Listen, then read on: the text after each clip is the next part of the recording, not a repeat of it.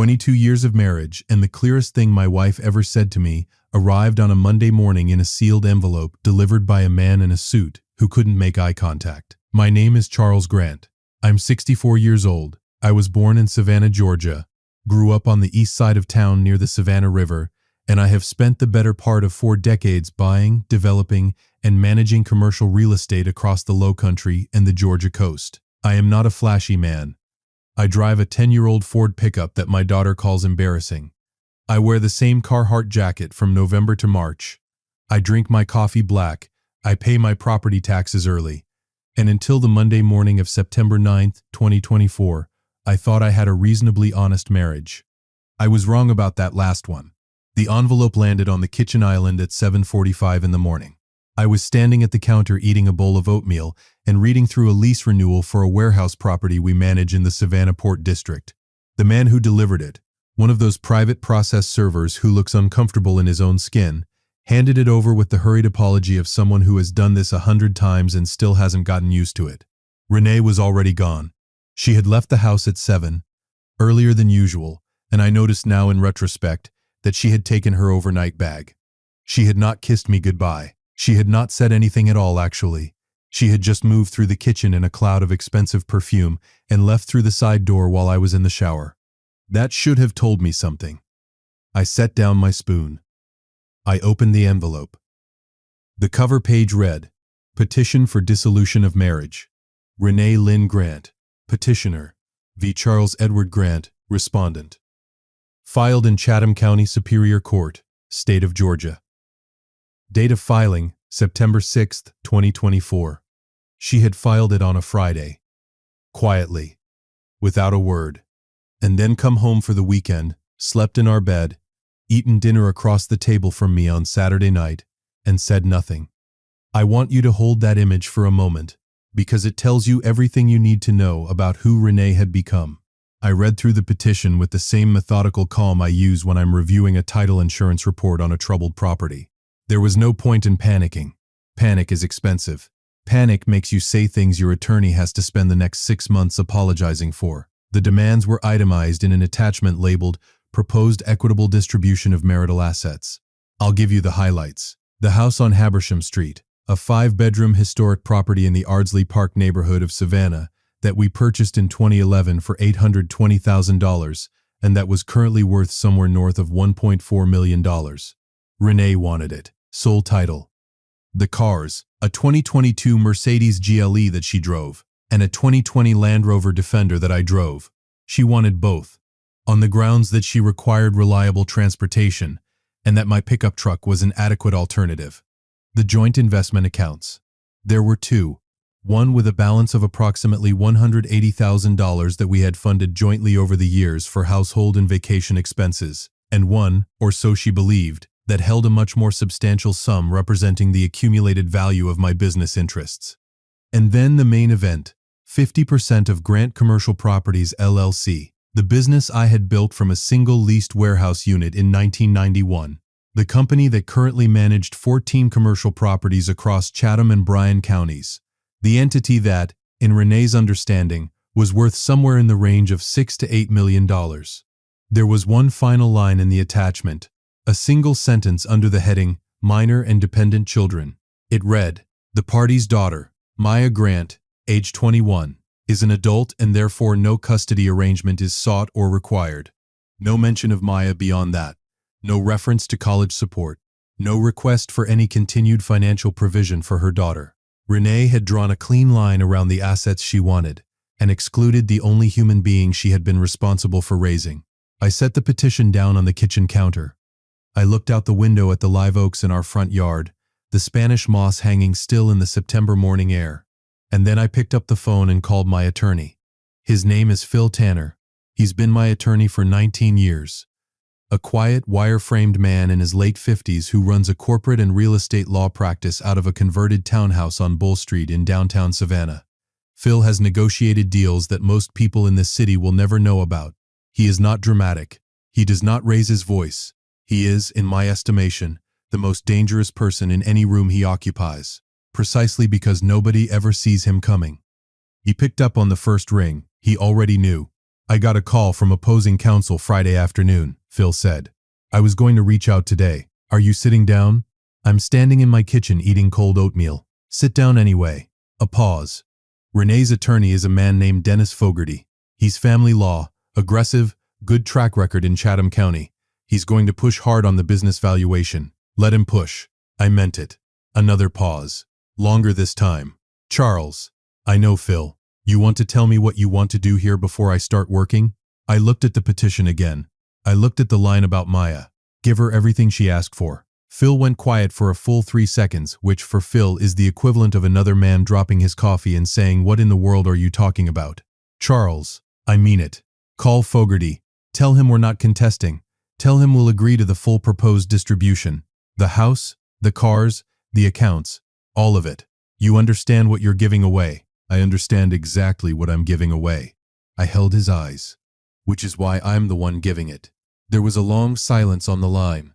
Then Phil let out a breath that was about 40% relief and 60% the quiet satisfaction of a man who already knows the ending of a story nobody else has read yet. I'll call him this afternoon, Phil said. One more thing, I added. Make sure Fogarty knows we want the hearing scheduled as soon as possible. No delays on our end. We're ready to close this out. I could hear Phil almost smile. I'll convey that. I hung up. I put the petition back in the envelope. I finished my oatmeal, cold as it was, and drove to the office. Here's something I want you to understand about the kind of man I am, because it matters for everything that follows. I grew up in the East Savannah of the 1970s, in a neighborhood that has since been gentrified beyond recognition. My father, Roy Grant, worked the overnight shift at the Georgia Ports Authority for 31 years. My mother, Elaine, cleaned houses 5 days a week and made the best cornbread in Chatham County. We were not poor, exactly. We were careful. The difference, as my father explained it, was this. Poor people spend what they have. Careful people know where every dollar is before they spend a single one. I built Grant Commercial Properties on that principle. Every acquisition documented, every lease structured, every entity organized the way a surgeon organizes an instrument tray. Nothing out of place, nothing unaccounted for. In October 2022, 2 full years before Renee walked into a lawyer's office, I had restructured my business entirely. There was nothing dramatic about it. There was no fight, no crisis, no sudden revelation. There was just a conversation I had with Phil after completing our company's annual financial review, during which I looked at the numbers and thought very calmly, if something happens to me, this needs to be organized. If something happens to this marriage, this needs to be protected. I was 62 years old. I had a 21-year-old business, and I had a daughter, Maya, then 19, a sophomore at the Savannah College of Art and Design, who I had decided, a long time before that October, was going to be the person I built this for. What I did was entirely legal, thoroughly documented, and invisible to anyone who didn't already know. Grant Commercial Properties LLC was formally dissolved in October 2022. All assets, the 14 properties, the management contracts, the equipment, the operating reserves, were transferred into the Charles E. Grant Irrevocable Family Trust. The trust had 2 named beneficiaries, Maya Christine Grant, primary, and a charitable remainder designated to the Historic Savannah Foundation, secondary. The trustee was Phil Tanner. The marital home on Habersham Street, the house Renee had demanded in her petition, had been leased to Charles and Renee Grant by the trust since November 2022, under a formal lease agreement at fair market rate, which we paid monthly from the joint household account. In the eyes of Georgia law and the Chatham County property records, the house was trust property. It was not a marital asset. The 2 cars were also trust assets, leased to us personally. The joint account Renee expected to be the tip of a very large iceberg. It was all that existed outside the trust. $182,000, 22 years of shared expenses and weekend trips, and the occasional extravagance. That was the marital estate, under Georgia law, specifically under OCGA Section 1939 and the case law governing equitable division. Property held in an irrevocable trust, established before the initiation of divorce proceedings, is separate property, not subject to equitable distribution, provided the trust was not created with fraudulent intent to defeat a spouse's interests. Phil had that documentation airtight. The trust predated the divorce filing by nearly 2 years. The business rationale, estate planning, succession structure, charitable intent, was explicit and documented. Renee's attorney had filed a demand for 50% of Grant Commercial Properties LLC. Grant Commercial Properties LLC had not existed since October 2022. I didn't know yet exactly when Dennis Fogarty would figure that out, but I knew precisely where he would be sitting when he did. I need to tell you about the moment Renee left, because I haven't told you the worst part yet. On the Thursday evening after I received the petition, 4 days after she filed, Renee came back to the house to collect some things. She had been staying, I'd learned from a mutual friend, in a rented corporate suite at the Bohemian Hotel on River Street, which runs about $380 a night, and which she was paying for, I noted dryly, out of the joint account I'd agreed to let sit untouched until the hearing. Maya had driven down from her apartment near SCAD that afternoon. She hadn't told me she was coming. She just appeared at the kitchen door around 3 o'clock, dropped her bag on the floor, and stood there for a moment with the particular expression of a 21-year-old who is trying very hard to look more composed than she feels. "Is it true?" she asked. "Which part? That you're just agreeing to everything, that you're not fighting it?" "That's true." No elaboration needed. She sat down at the kitchen table. I poured her a glass of sweet tea. It was a warm September afternoon, and I sat across from her and waited, because Maya has always been a person who needs a moment before she says the real thing. "She didn't ask for anything from me," Maya said finally. Her voice was quiet and careful, the way it gets when she's trying not to let emotion drive. "Not college support, not anything. She just wrote me off as an adult and moved on." "I know. Does that not—" She stopped, looked at her glass. "Does that not bother you?" I want to be honest about what I felt at that moment. Anger, yes. Not the explosive kind. The deep, cold, structural kind that doesn't show on your face. The kind that doesn't meet a scene because it's already decided what it's going to do. I had built 21 years of my working life around the belief that I was protecting this girl's future, and her mother had reduced her to a footnote in a legal document. It bothers me. I looked at her evenly. It also tells me everything I need to know. Maya looked at me steadily. "You have a plan." I didn't answer that directly. "Here's what I need you to do." I leaned forward. "Go back to school. Finish your semester. Don't call her. Don't argue. Don't post anything. Just keep your head down and do your work." She studied me for a long moment with the sharp-eyed patience she's had since she was about 7. Then she nodded once, picked up her glass, and changed the subject. That was Thursday. Renee came by at 6 that evening, moving through the house with the brisk efficiency of someone who has already mentally redecorated. She collected clothes, jewelry, a set of framed prints from the upstairs hallway, and a cashmere throw from the living room. She moved through the spaces we had shared for 13 years with the detached focus of a woman packing for a long trip. She passed Maya in the hallway without stopping. "You look tired." She glanced at our daughter. "Get more sleep." And she was gone. Maya and I ate dinner that night in the kitchen. Leftover chicken and rice. Nothing fancy. Neither of us said much. We didn't need to. I didn't know it yet, but that would be the last civil evening before the hearing, and the last time Renee Grant would set foot in that house as anything other than a tenant. October in Savannah is the month when the city finally exhales. The brutal Georgia summer releases its grip sometime around the first week of October, and the air that replaces it is clean and cool, carrying that particular low-country smell of salt marsh and live oak that you either love completely or never quite understand. The squares fill up again. People eat outside. The city remembers it's beautiful. I spent most of October 2024 doing ordinary things with extraordinary deliberateness. I went to the office on East Bay Street every morning. I reviewed leases and property reports and tenant correspondence. I had lunch at a diner on Drayton Street that I've eaten at since 1993. Always the same corner booth, always the same turkey melt. I called Maya every Sunday evening. I went to bed at 10 and slept without difficulty, which surprised even me. What I did not do was communicate with Renee directly. Phil and Dennis Fogarty handled the procedural exchanges, and there were several of them. Fogarty's office sent interrogatories requesting financial disclosure. Phil provided the documents. All of them. Every tax return, every account statement, every property record. Everything was accurate, Everything was current, and everything pointed in the same direction. The marital estate consisted of the joint account, the joint use of the vehicles, and equitable entitlement to a portion of my salary income as distributed from the trust. Fogarty sent a follow-up request specifically asking for the corporate records and asset schedule of Grant Commercial Properties LLC. Phil sent him the dissolution paperwork. Dated October 14, 2022. I would have paid money to hear that phone call between Fogarty and Renee. What I know is that Renee called me directly on October 8th, 18 days before the hearing, for the first time since she had moved out. I was in my truck, driving back from a property inspection in the Pooler area west of Savannah, and her name appeared on the screen with the particular jarring quality of something unexpected in a predictable day. I answered. Charles.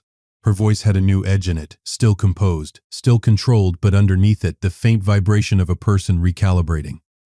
Renee. I need to ask you something directly, and I need you to be straight with me. I'm always straight with you. A pause.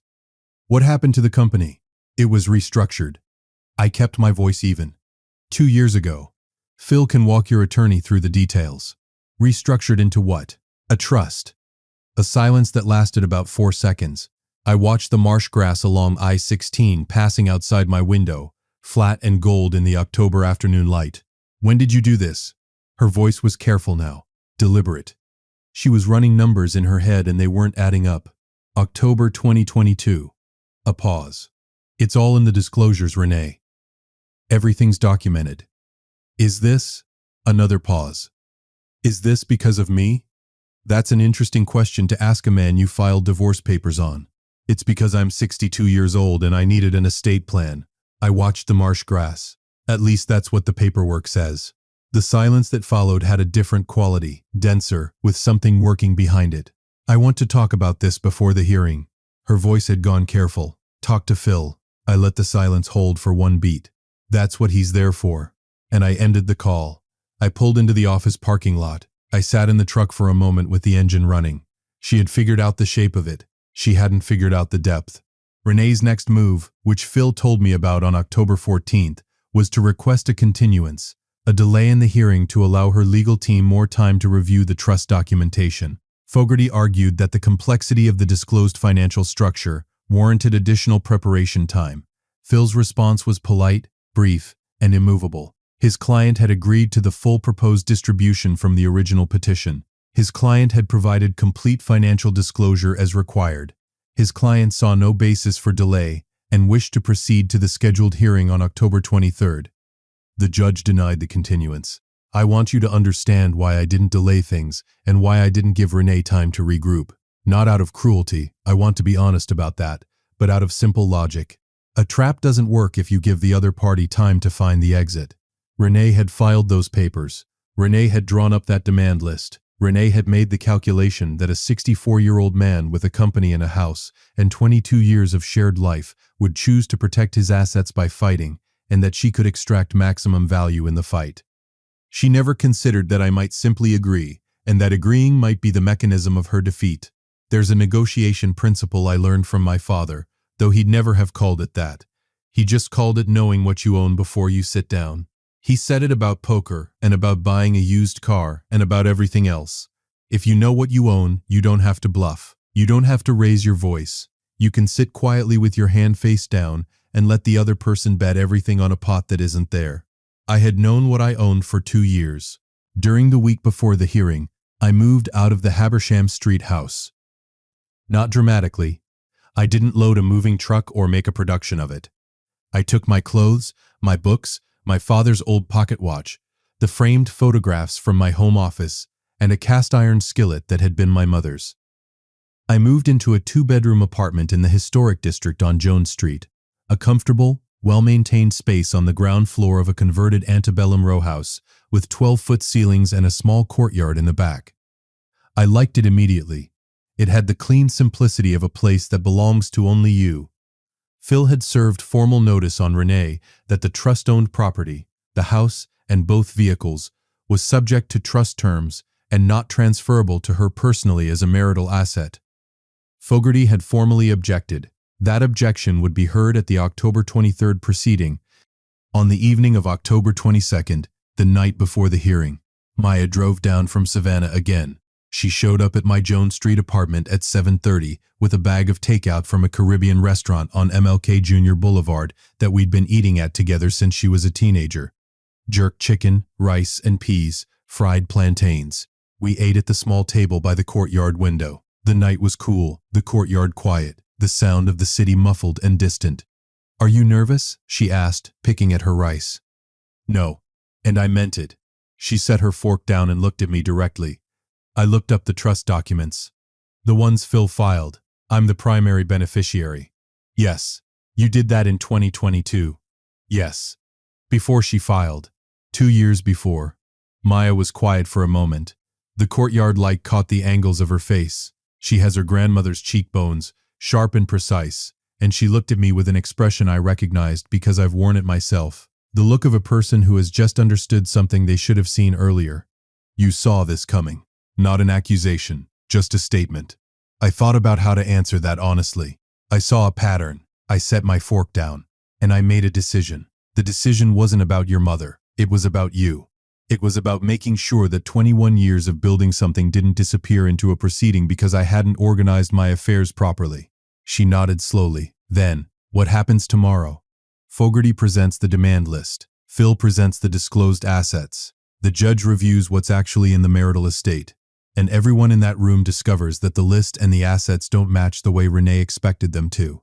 And then, Renee's attorney has a very difficult conversation with his client about the difference between what she asked for and what Georgia law actually allows her to have. Maya picked up her fork again. She speared a piece of plantain. "Is she going to be okay?" she asked quietly. "Like, financially, is she going to be in trouble?" I thought about that question with more care than Renee had ever applied to the equivalent question about Maya. "She'll be fine." I counted it out for her. She gets the joint account. She gets her personal property. She gets equitable distribution of income. She's not walking out destitute, Maya. She just isn't walking out with my life's work. Maya nodded. She ate. After a moment she looked up again. "Why did you build it for me? You could have just spent it. You could have just let it be the marital estate and fought her for your half." I put my fork down. "Because your grandfather spent 31 years loading cargo at the port so that your father could have something to build with.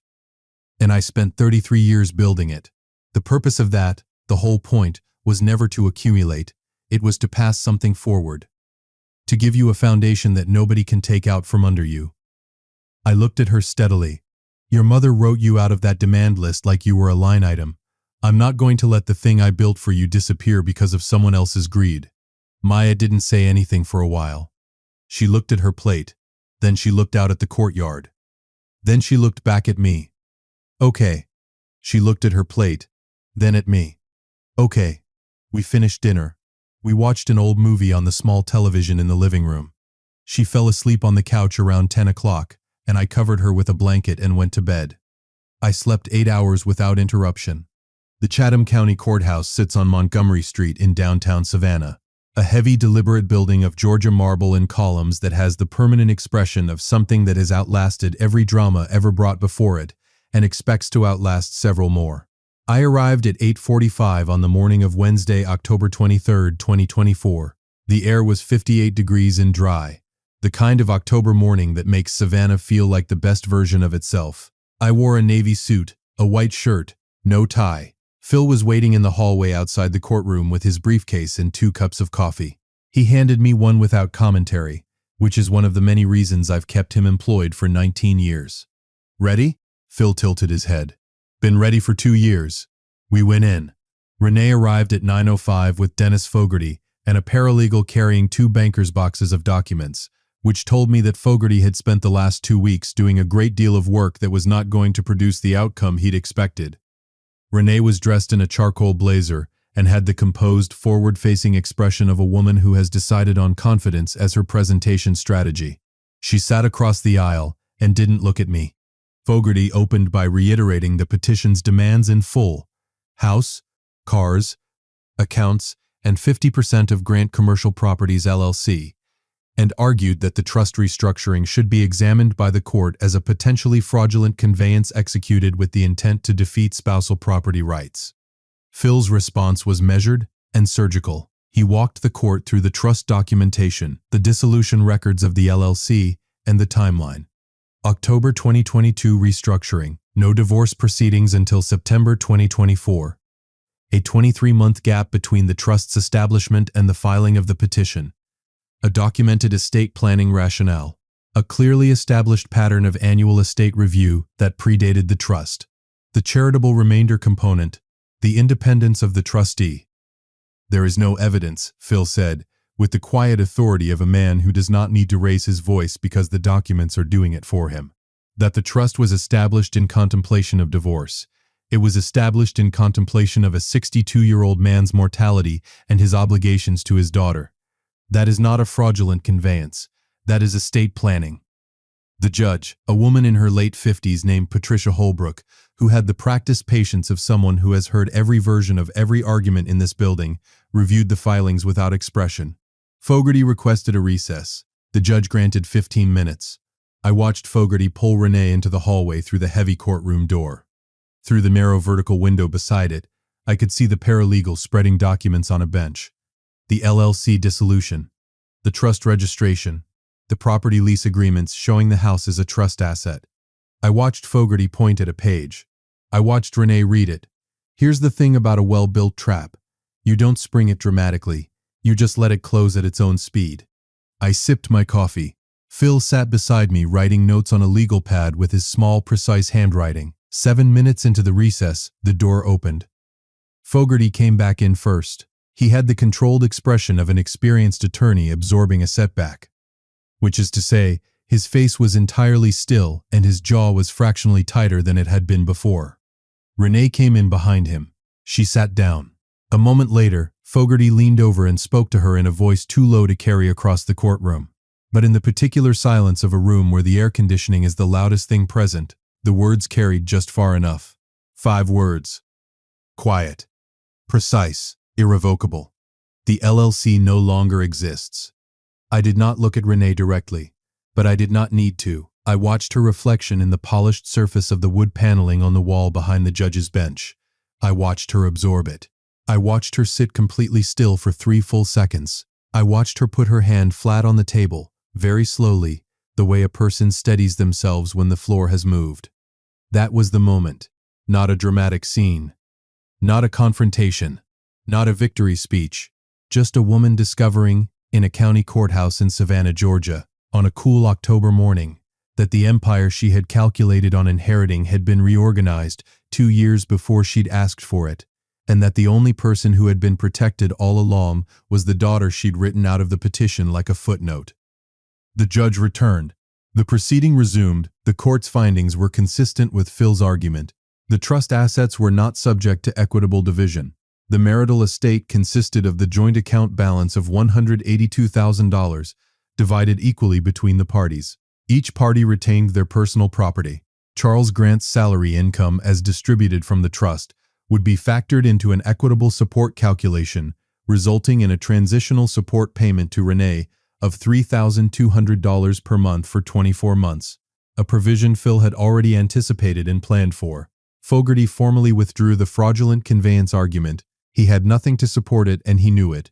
The dissolution was granted. The whole proceeding from opening statements to gavel took 47 minutes to gavel took 47 minutes. I signed the papers at the clerk's table at 10:58 a.m. Phil shook my hand without ceremony and collected his briefcase. I walked out of the Chatham County Courthouse and stood for a moment on the Montgomery Street steps in the October air. The city spread out quiet and ordinary around me, the live oaks on the square across the street dropping their moss in the light breeze. My father would have nodded once and gone back to work. I got in my truck and drove to the office. I want to tell you about the conversation I had with Maya that evening, because it's the part of this story that actually matters. She was back in Savannah. She'd driven down again, unable to stay away, which I understand completely, and she was sitting on the steps of my Jones Street apartment when I pulled up at 6 o'clock. She stood up when she saw me. She looked at my face for 1 second and then she said simply, "Done?" "Done." We went inside. I made coffee. We sat at the kitchen table and I told her what had happened, plainly and in order, without dramatizing it. She listened without interrupting, which is one of her best qualities. When I finished, she was quiet for a moment. What does she get? Maya asked. Half the joint account, about 91,000. Transitional support for 2 years. Her personal belongings. And the house? The house belongs to the trust, which means it belongs to you eventually. She turned her coffee cup in her hands. I don't know how to feel about that. She turned the cup in her hands. About the house. I grew up there. You don't have to feel any particular way about it. You don't have to live there. You don't have to sell it. You don't have to do anything with it until you're ready, and you have time. That's the whole point. Why didn't you tell me? She asked. In 2022, when you set it up. Why didn't you say anything? I thought about that. Because I hoped I was being overly cautious. I hoped you'd never need to know. I hoped your mother would be the person I thought she was for the first 10 years of our marriage. When you build a structure, in real estate, in law, in anything, you build it for the worst case. You build it hoping the worst case never comes. You don't announce the fire escape to your dinner guests. Maya almost smiled at that. Almost. She really didn't ask for anything from me. It wasn't a question. She already knew. But sometimes a person needs to say a true thing out loud before they can finish processing it. No, I held that. She didn't. Silence. The courtyard outside the window had gone dark, a single lamp casting a yellow circle on the brick. That's the part I can't get past, Maya said quietly. Not the money, not the house, just, she filed that petition and wrote me off in one sentence. And that was on purpose. That was a choice. It was. And she's my mother. She is. How do you? She stopped, restarted. How do you not hate her for that? I set my coffee down. Because hating her requires that I keep lending her space in my head, and she's already had more than she deserved. What she did tells me who she is. It doesn't change who you are. It doesn't change what I built for you. The only thing it changes is the amount of energy I'm willing to spend on her going forward, which is none. Maya looked at her hands. Then she looked up. Okay. For the second time in 2 days, that same word, with a different weight behind it. More settled, more finished. I refilled her coffee. We talked about other things, her thesis project at SCAD, a textile design series she'd been working on for 3 months, her plans for after graduation. We talked about the historic Savannah Foundation work the trust would fund, and whether she wanted any involvement in it. We talked about what she wanted to do with the house eventually, without any urgency, just as a conversation. We stayed at the table until 9:30, long past when either of us needed to be anywhere, just talking. The apartment was quiet and well lit, and exactly the right size for one person and one evening with their daughter. I thought about my father, Roy Grant, coming home from the port at 6 in the morning, in his faded work jacket, sitting at the kitchen table with a cup of coffee before the house woke up. I thought about what he had passed to me and what I was passing forward. The last thing I want to say is this, because this channel tells stories for a reason, and the reason isn't just the drama, though the drama is real. I am 64 years old. I have been in business for 33 years. I have bought and sold and managed and developed more property than I can easily count. And the most important thing I have ever learned, more important than any lease structure, any title search, any zoning variance, is this. Know what you own before you sit down. Not just financially. Know what you have built and for whom. Know who the people in your life are, and whether their interests align with yours. Know the difference between a partner and a person who is positioned near your assets. Know when you are being mistaken for your net worth. And when you have built something real, something that took decades and discipline and the kind of early mornings that nobody else sees. Organize it. Document it. Put it in a structure that will survive whatever comes. Not because you expect betrayal, because you respect what you built enough to protect it. My wife wanted the house, the cars, the accounts, and half of a company that hadn't existed for 2 years. She got a fair settlement and a lesson in due diligence. My daughter got the foundation her grandfather started, and her father spent his life building.